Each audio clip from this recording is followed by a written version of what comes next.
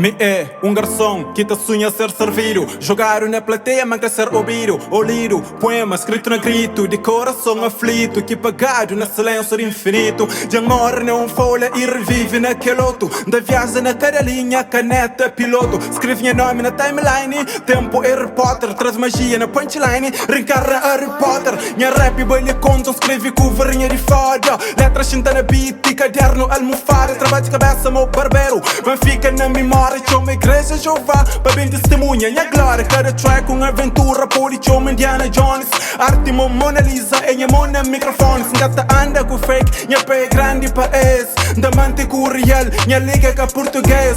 Bem de zona ali, mas dá no traço de favela. Mantenho orgulho de zona que faz jovem mó cruvela. Ali tem nigga avançado que frente Mike cataflado. Bu fica duvidado, pergunta para F canjulado.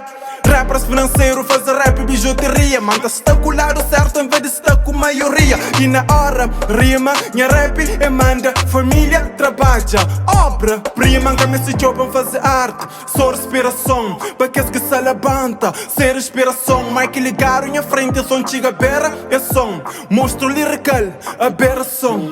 Da fácil coração, na folha preenche todo centímetro. Bu cremeirinha sentimento, da explode bu repímetro. Na rima me já sabe, mas alto um telecol. Canto chega fim de post, rap que serve de mola. Me é aquele silêncio, antes tempestade. Na dobro de mim, manga espera nem metade. Manta bem agrada, tudo gosto paladar. Legaro te reencarna, tipo avatar. Mente avançado, ainda era pancabinha. Minha caneta é drogado, tudo hora está na linha. Minha verso é munição, matamento é certeiro. Mapa construir, minha caderno foi um desmatamento inteiro. Outra dimensão, voodoo, abracadabra, jutsu. Bem para romper a porta, aquele que é recado. Educação que abre porteiro mal educado. Mas me é garçom que te sonha ser servido. Jogaram na plateia, manca ser ouvido ou lido. Poema escrito no grito, de coração aflito, que pagado no silêncio do infinito.